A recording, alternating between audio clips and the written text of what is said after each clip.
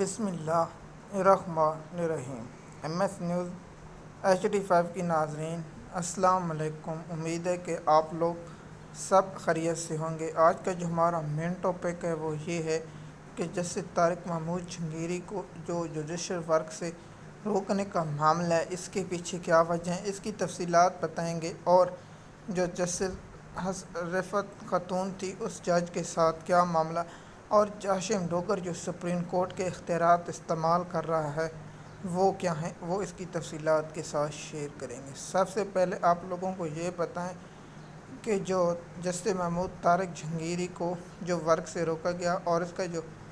جو کمرہ عدالت میں اور کیا اور جو چیمبر میں بیٹھ کر کوئی فیصلہ لکھ دیا گیا، یہ پاکستان کی تاریخ کا بدترین اور سیاہ ترین فیصلہ ہے۔ یہ پاکستان کی عدلیہ پر جو داغ ہے، یہ ہمیشہ رہے گا کہ عدلیہ نے اپنے ججوں کے ساتھ کھڑا ہونے کے بجائے نون لیگ کے پاؤں چاٹنے اور بوٹ چاٹنے کا فیصلہ کیا، اور پاکستان کی جو آزاد جج ہیں، جو پاکستان کی عدلیہ کے آزاد جج ہیں، ان کے ساتھ کھڑا نہ۔ یہ سب سے پہلے گھٹیا کام جسٹس قاضی شیطان عیسیٰ نے شروع کیا۔ جو فساد کی جڑ ہے وہ قاضی فیض عیسیٰ جو ذہنی مریض ہے، جو پاگل شخص ہے، جس کا ذہنی توازن ٹھیک نہیں، تو اس کو جج بنایا جائے۔ آج کل گھٹیا انسان کہاں چھپا بیٹھا ہے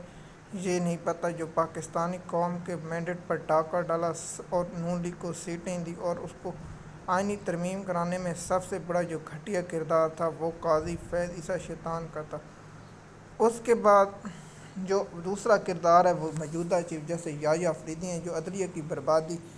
میں سب سے اہم کردار قاضی فیض عیسیٰ کے بعد کیا ہے، تو وہ یحییٰ آفریدی صاحب ہیں، جنہوں نے عدلیہ کی پیٹھ میں چھرا جو گھونپا ہوا تھا اس کو مزید آگے کیا اور عدلیہ کی ٹانگیں کاٹ ڈالی۔ عدلیہ سب سے پہلے کہ جو 5 ججوں نے خط لکھا تھا اس معاملے کو اگر حل کر لیتی تو آج یہ صورتحال نہ ہوتی۔ تو دیکھیے، چیف ڈوگر کے خلاف جب امام مزاری نے وہ جو میں نے پچھلے ویلاگ میں شیر مزاری کی بیٹی کہا تھا، اس وقت مجھے اس کا نام ذہن سے نکل گیا تھا، میں نے گوگل بھی نہیں کیا۔ اس کے بعد میں نے اب آپ کو یاد آ گئی، تو وہ ہے ایمان مزاری نے جو ہراسمنٹ کی جو اپلیکیشن دی تھی، تو اس پر اس کو معلوم ہے یہ تو آزاد جج ہیں اور یہ مجھے رگڑ دے گی۔ اس سے بعد جو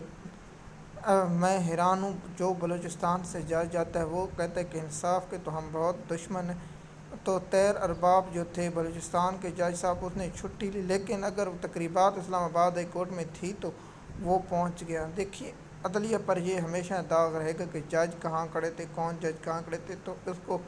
سربراہی سے ڈوگر نے ہٹا دیا، جس کے خلاف اب ڈوگر کہتا ہے جب میرے تک اگر یہ ہوتا، ڈوگر صاحب آگے اگر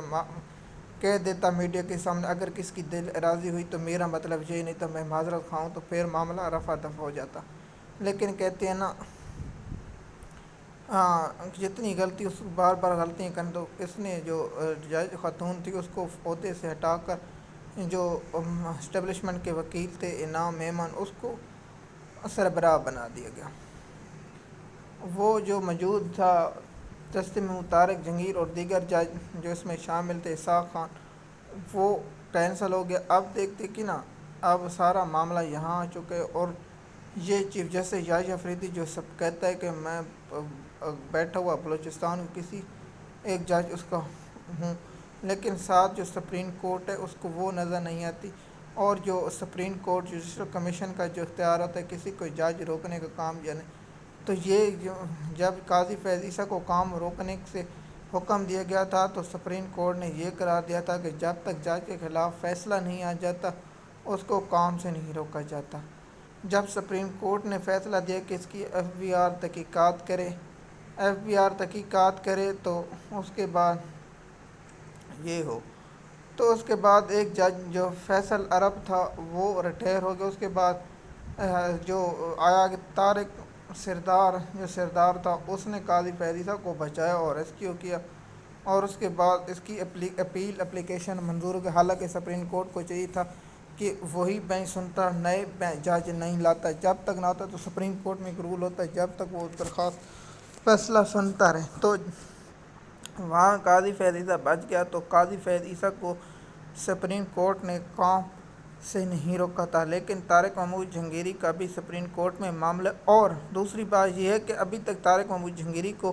شو کوز نوٹس بھی جاری نہیں ہوئی۔ اگر شو کوز نوٹس جاری ہوتا تو پھر